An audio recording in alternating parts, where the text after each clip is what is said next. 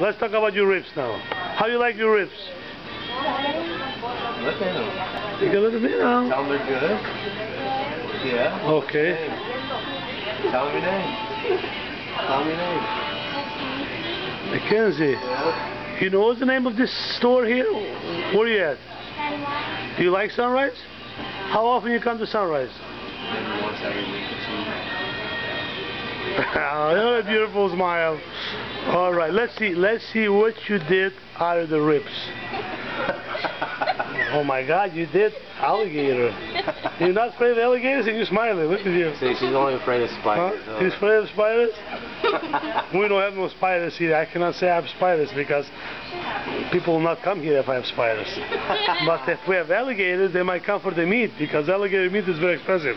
How about you, sir? What are you having? I had my daughter's spaghetti. Yeah, you guys switch? Yeah, Oh my God, that means she's gonna pay for the meal because you're the child and she's the adult now. Yeah. All right.